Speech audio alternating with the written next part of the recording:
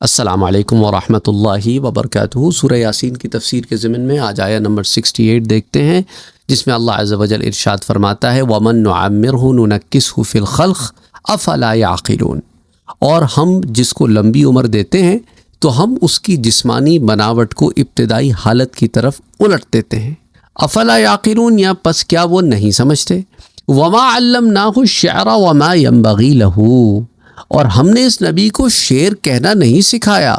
نہ یہ اس کے لائق ہے۔ ان ہوا الا ذکر و قرآن مبین، یہ کتاب تو صرف نصیحت اور واضح قرآن ہے۔ اب ان دو آیات کو دیکھ لیتے ہیں، یا آیہ نمبر 68 کی تفسیر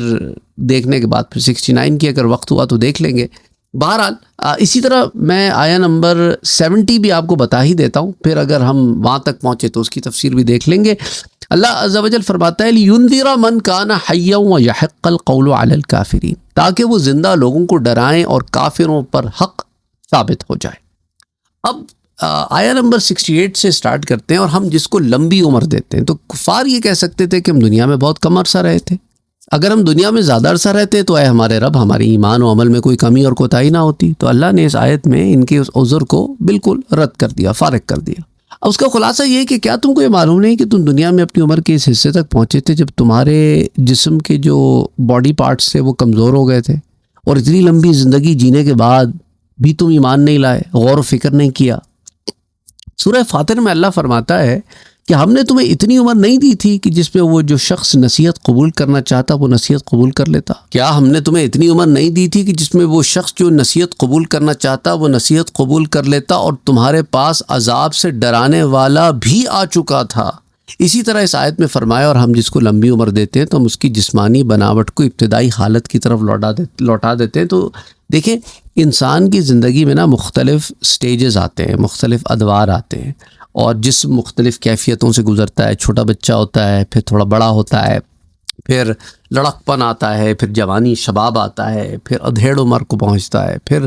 بڑھاپے کی طرف آ جاتا ہے، اور پھر واپس ویسے ہی ہو جاتا ہے جیسا کہ بچہ تھا۔ تو ابتداءً انسان مٹی سے پیدا کیا، اور آخر میں بھی کہاں جانا ہے؟ مٹی میں جا کے مٹی ہو جانا ہے۔ اور جب یہاں پر سٹے ہے ماں کے پیٹ سے لے کے مرنے تک، اس میں جتنی افزائش ہو رہی ہے وہ سب انہی چیزوں سے ہو رہی ہے جو اسی مٹی سے سامنے آئی ہیں، چاہے سبزہ ہو، چاہے وہ چیزیں جو سبزہ کھا کر اپنی غذا حاصل کرتی ہیں اور پھر انسان کے لیے غذا بن جاتی ہیں، چاہے وہ نطفہ ہو جو رحم مادر میں ہو یا رحم مادر ہو، یہ سارا کچھ کسی سے چل رہا ہے، اسی نظام میں چل رہا ہے۔ اسی طرح وہ غذائیت جو تم ماں کے دودھ سے لیتے ہو وہ بھی اسی جگہ سے آ رہی ہے۔ تو سارا ایک نظام بنایا ہوا ہے تمہارے لیے۔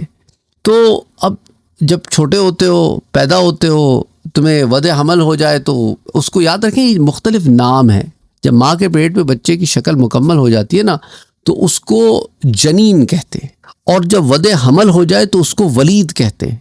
اور ماں کا دودھ پینے لگے تو اس کو رضیع کہتے ہیں۔ یہ نام ہیں مختلف سٹیجز کے۔ اچھا، اسی طرح جب ٹھوس غذا کھانے لگے تو اس کو فطیم کہتے ہیں۔ اسی طرح کھیلنے کودنے کی عمر کو پہنچے تو اس کو صبی کہتے ہیں، اور آنکھوں کو بھانے لگے تو اس کو غلام کہتے ہیں، اور چہرے پر بال پھوٹنے لگے جسے کہتے ہیں نا سبزہ پھوٹنا، تو اس عمر کو مراحق کہتے ہیں، اور پھر بلوغت کو پہنچ جائے تو پھر بالغ کہتے ہیں، پھر جوان ہو جائے تو شباب کہتے ہیں، پھر پختہ عمر کا ہو جائے تو رجل کہتے ہیں، جب 30 سال کی عمر کو ہو جائے تو کہول کہتے ہیں، اور 40 کا ہو جائے تو شیخ کہتے ہیں، اور 60 کے ہو جائے تو شیخ فانی کہتے ہیں، اور عمر ڈھلتے ڈھلتے جب موت کی دہلیز تک پہنچ جائے، ہڈیاں کمزور ہو جائیں، جسم لاغر ہو جائے، حافظہ خراب ہو جائے تو اس کو ارذل العمر کہتے ہیں، اور پھر اس کے بعد وہ میت ہو جاتا ہے، اور مرنے کے بعد پھر مٹی یعنی تراب ہو جاتا ہے۔ تو منہا خلقناکم، اسی سے مٹی سے تمہیں پیدا کیا گیا،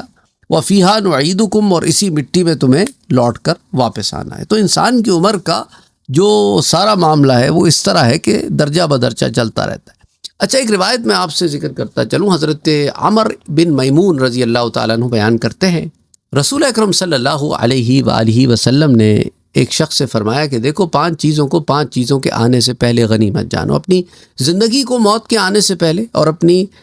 جو فراغت کا وقت ہے جس میں تم کسی چیز میں مصروف نہیں ہو، جو فری ٹائم کو اپنے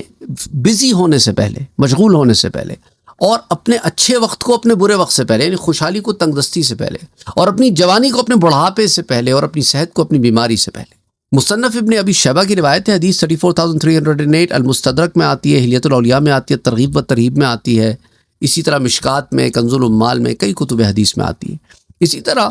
حضرت عبداللہ ابن مسعود رضی اللہ تعالیٰ عنہ بیان کرتے ہیں کہ نبی صلی اللہ علیہ وآلہ وسلم نے فرمایا کہ ابن آدم قیامت کے دن اس وقت تک اپنے رب کے سامنے سے اپنے قدم ہٹا نہیں سکے گا جب تک کہ اس سے 5 چیزوں کے متعلق سوال نہ کر لیا جائے، کہ اس نے اپنی عمر کس چیز میں فنا کی، اس نے اپنی جوانی کو کن کاموں میں بوسیدہ کیا، اس نے کہاں سے مال لیا اور کہاں خرچ کیا، اور اس نے اپنے علم کے مطابق کیا عمل کیا۔ سنن ترمذی کی روایت ہے، حدیث 2416 مسند ابو یعلا میں بھی آتی ہے، معجم الکبیر میں بھی آتی ہے، اور معجم الصغیر میں بھی آتی ہے۔ اسی طرح حضرت انس بیان کرتے ہیں کہ رسول اکرم صلی اللہ علیہ وآلہ وسلم نے فرمایا، انسان کی مختلف عمروں کے متعلق اب بات کر لیتے ہیں۔ اس میں حضور نے فرمایا کہ دیکھو، اللہ جس شخص کی عمر اسلام میں 40 سال تک پہنچا دے، اللہ اس سے کئی قسم کی بلاؤں کو دور کر دیتا ہے، جذام کو، برس کو، شیطان کے غضبناک کرنے کو، اور اللہ جس شخص کی عمر اسلام میں 50 سال تک پہنچا دے تو اللہ اس پر حساب کو آسان کر دیتا ہے۔ یہ مستد البزار کی روایت ہے، حدیث 3587، اور مجمع الزوائد میں بھی آتی ہے، حدیث 17561۔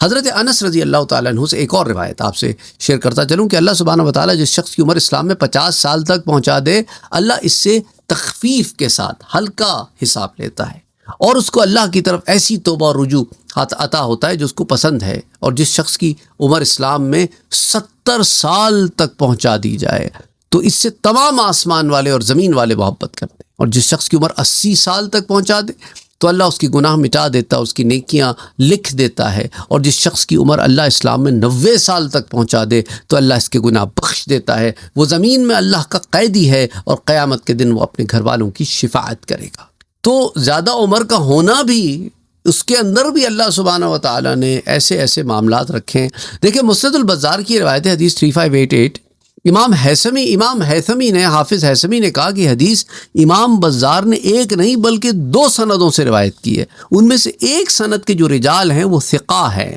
اور مجمع الزوائد میں بھی یہ روایت آتی ہے، مسند ابو یعلا میں تو یہ روایت کئی دفعہ آتی ہے، امام احمد نے بھی اسے المسند میں روایت کیا ہے۔ پھر مسند امام احمد میں ایک اور روایت آتی ہے کہ حضرت ابو ہریرہ رضی اللہ تعالیٰ عنہ بیان کرتے ہیں کہ نبی اکرم صلی اللہ علیہ وآلہ وسلم نے ارشاد فرمایا کہ اللہ نے جس شخص کی عمر 60 سال تک پہنچا دی تو اللہ نے اس پر حجت پوری کر دی، اور اس کا کوئی عذر باقی نہیں رہا۔ یہ روایت امام بہقی نے سنن الکبریٰ میں بھی روایت کی، اور جمع الجوامع میں بھی، حدیث 22,466۔ اور حضرت سہل بن سعد رضی اللہ تعالیٰ عنہ بیان کرتے ہیں کہ اللہ نے جس شخص کی عمر 70 سال تک پہنچا دی تو عمر میں اس پر اپنی حجت پوری کر دی، اور اس کا کوئی عذر نہیں رہا۔ المستدرک، حافظ سیوطی اس حدیث کی سند کو درجہ صحیح کی قرار دیتے ہیں، اور جامع الصغیر میں بھی آتی ہے، یعنی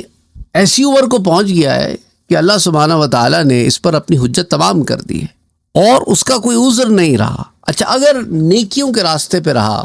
تو بالکل اب استقامت آ گئی، اور گناہوں کے راستے پہ رہا تو اب کوئی عذر نہیں رہا کہ اب یہ نہیں کہہ سکتا کہ میں نے تو بہت تھوڑا سا وقت گزارا، اس کے پاس کوئی ریزن، کوئی ایکسکیوز نہیں رہا ہدایت سے دور رہنے کا۔